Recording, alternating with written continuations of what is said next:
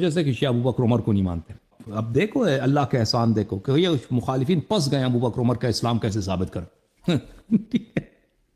اور بھائی یہ پنس گئے ابو بکر عمر کا اسلام ان سے ثابت نہیں ہو رہا. یہ پنس گئے ابو بکر عمر کا اسلام ان سے ثابت نہیں ہو رہا. السلام علیکم ورحمۃ اللہ وبرکاتہ.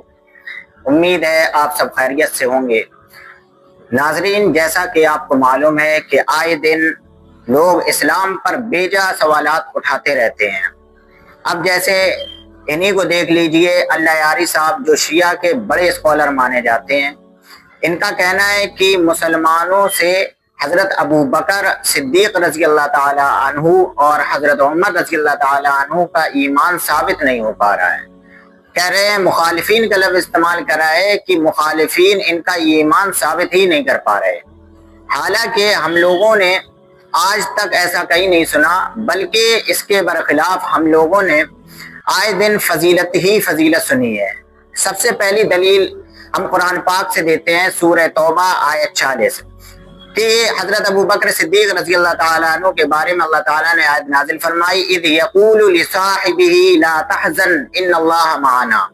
یہاں پر وارث اور کا واقعہ بیان کیا گیا ہے. جس وقت آپ صلی اللہ علیہ وسلم نے مکہ سے ہجرت فرمائی تھی تو اس وقت حضرت ابو بکر صدیق رضی اللہ تعالیٰ عنہ آپ کے ساتھ تھے.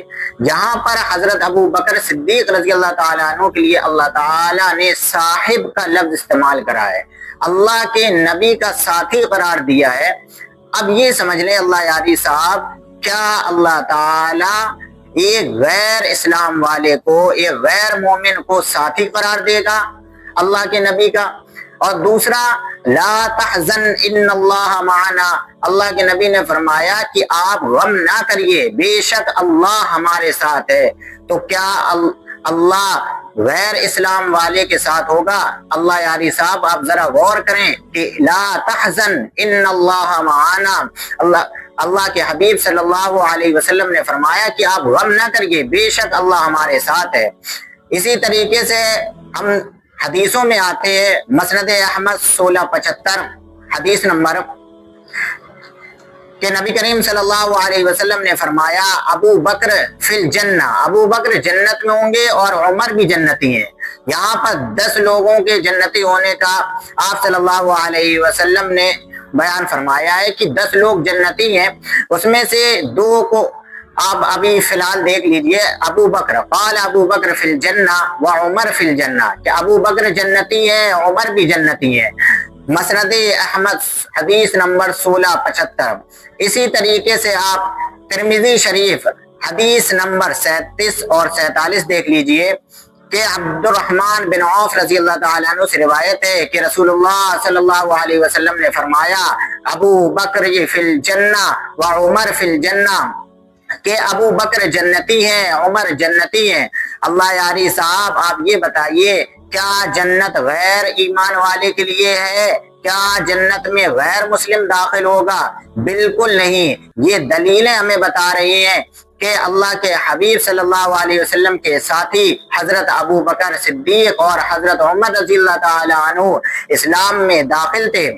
اسی طریقے سے حضرت عمر رضی اللہ تعالی عنہ کے بارے میں بھی بہت ساری حدیثیں بیان کی گئی ہیں. ایک حدیث ترمذی شریف کی ہے، حدیث نمبر 3686، کہ اللہ کے حبیب صلی اللہ علیہ وسلم نے فرمایا، اگر میرے بعد کوئی نبی ہوتا تو عمر بن خطاب ہوتے.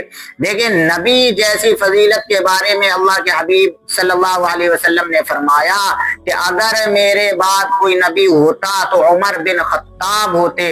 کیا یہ غیر ایمان والے کے لیے نعوذ باللہ بیان کیا جائے گا؟ ہرگز نہیں. اللہ یاری صاحب ان حدیثوں پر غور فرمائیے. حدیث نمبر 2، رسول اللہ صلی اللہ علیہ وسلم نے فرمایا، بے شک اللہ نے حق کو عمر کی زبان اور دل پر جاری فرما دیا ہے. حدیث نمبر 3682 ترمذی شریف کے اندر یہ حدیث ہے کہ اللہ نے حق کو عمر کی زبان اور دل پر جاری فرما دیا ہے. اللہ یاری صاحب، کیا حق یہ غیر اسلام والا اللہ اس کی زبان پر جاری فرمائے گا؟ بالکل نہیں.